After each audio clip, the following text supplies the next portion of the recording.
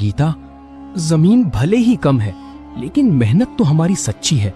मैं चाहता हूँ कि हम बिना किसी झगड़े के अपने हिस्से की खेती शुरू करें।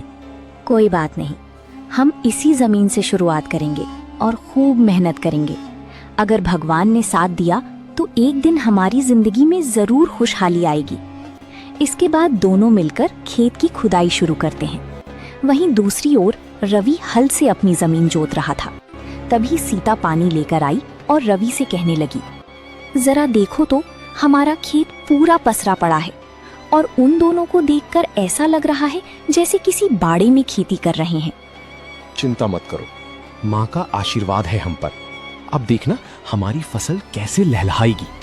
अमन तो बस पढ़ा लिखा किसान है, असली खेती करना उसे आता नहीं। शाम का समय, घर में गीता और अमन थके हुए आते हैं। गीता, आज पूरी जुताई हो गई, कल से बीज डालना शुरू करेंगे। हाँ, हमारा खेत छोटा जरूर है, लेकिन इसमें हमारा पसीना और सच्चाई दोनों बोई जाएगी। दोनों मुस्कुराती हैं, पर आंखों में अब भी थोड़ी चिंता थी।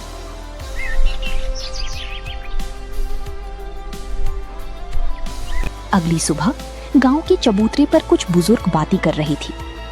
सुनो, रवि ने तो बिना पंचायत की बात माने ही ज्यादा जमीन पर कब्जा कर लिया। अमन भी जमीन कम होने के बावजूद भी खूब मेहनत कर रहा है। यही तो असली किसान की पहचान है। कुछ हफ्तों बाद दोनों खेतों में फसल उगने लगती है। रवि का खेत फैला हुआ था, लेकिन उसमें जगह जगह सूखापन था। वहीं दूसरी ओर अमन का छोटा सा खेत हरा भरा दिख रहा था। गांव वाले गुजरते हुए चर्चा करते हैं, कम जमीन में भी अमन की फसल देखो कितनी लहलहा रही है। यही होता है सच्ची मेहनत का परिणाम। रवि ने तो काम बैलों से करवाया, लेकिन अमन ने अपने आप खेत की खुदाई की और बीज डाला। रात का समय, हल्की बारिश हो रही थी। अमन और गीता एक दूसरे को देख रहे थे। कभी कभी लगता है कि माँ ने जो किया वो शायद हमारी परीक्षा थी। हाँ, और हम उस परीक्षा में पास होंगे क्योंकि हम सच्चाई के रास्ते पर हैं। सुबह का समय, खेत में हल्की बारिश के बाद की मिट्टी की खुशबू आ रही थी। अमन अपने खेत में खड़ा फसल को निहार रहा था। गीता टिफिन लेकर आती है और फसल को लहराता देख खुश होती है। देखिए ना अमन जी, हमारी छोटी सी खेत की फसल कितनी हरी भरी है। लगता है जैसे धरती मुस्कुरा रही हो। गीता, ये सब तुम्हारे भरोसे और हमारी सच्ची मेहनत का फल है। हम कमजोर नहीं है, बस शांत है। दूसरी ओर रवि का खेत, जहां सूखे और कीड़ों का प्रकोप था। रवि परेशान चेहरा लिए खेत का निरीक्षण कर रहा था। सीता पास में खड़ी थी। ये क्या हाल हो गया है हमारी फसल का? इतनी बड़ी जमीन और फसल आधी भी नहीं बची।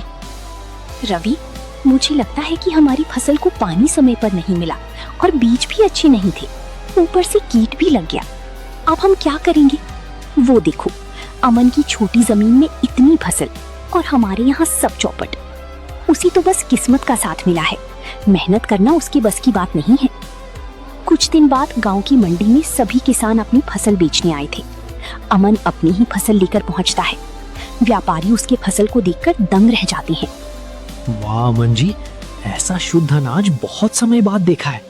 हम इसके बाजार भाव से भी ज्यादा दाम देंगे। धन्यवाद साहब, ये सब मेहनत और धरती माँ की कृपा है। वहीं दूसरी ओर रवि खड़ा था, जिसकी फसल व्यापारी वापस कर देते हैं। आपके अनाज में नमी और कीट है। हम नहीं ले सकते रवि जी। ठीक है, कुछ दाम दे देना, पर मेरा अनाज खरीद लो। माफ कीजिए, हम नहीं ले सकती। ये हमारे गोदाम में सड़ जाएगी। इसके बाद रवि दुखी मन से अपना अनाज वापस लेकर घर आ जाता है।